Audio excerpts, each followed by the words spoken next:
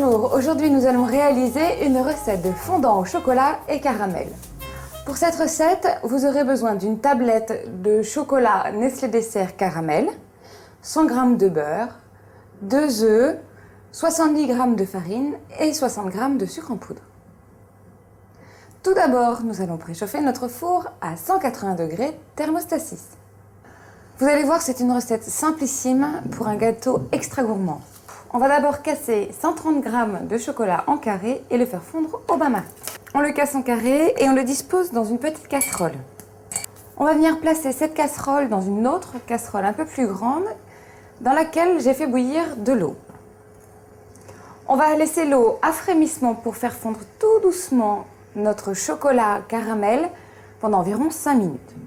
Pendant ce temps, le reste du chocolat, on va le casser en pépites. Pour obtenir des pépites de taille moyenne, vous allez couper votre carré en 2, puis ensuite en 6 morceaux, donc vous recoupez en 3.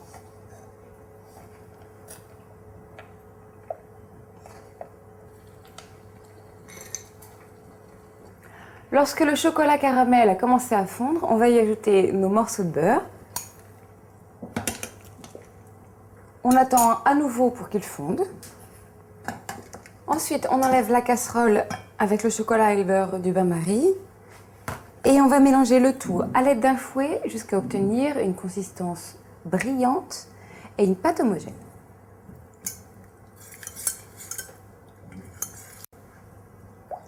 On va maintenant verser cette préparation dans un saladier. Et on va y ajouter nos œufs. On mélange bien à l'aide d'un fouet. J'ajoute maintenant le sucre en poudre, puis la farine,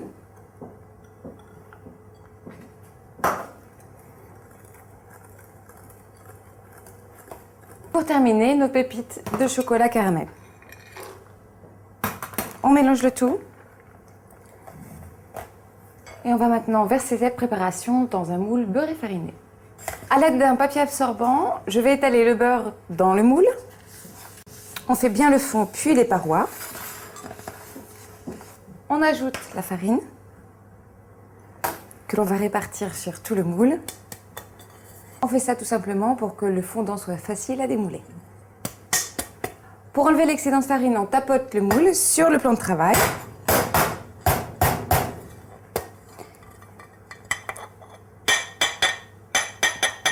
Il ne reste plus qu'à verser notre préparation au chocolat caramel. Choisissez un moule pas trop grand parce que l'intérêt de notre fondant c'est qu'il soit très moelleux à l'intérieur et qu'il y ait donc une certaine épaisseur. On va maintenant le cuire dans un four préchauffé à 180 degrés thermostat 6 pendant 15 minutes. Après 15 minutes de cuisson, on sort notre fondant chocolat caramel du four et s'il ne vous paraît pas assez cuit, c'est normal, il doit rester bien fondant à l'intérieur. On le laisse bien refroidir avant de le démouler et de le découper. Coupez le fondant chocolat caramel en 8 portions.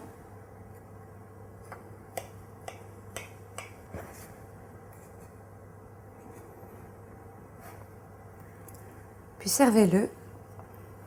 Et pour les amateurs de desserts forts en chocolat, ajoutez un coulis de chocolat noir.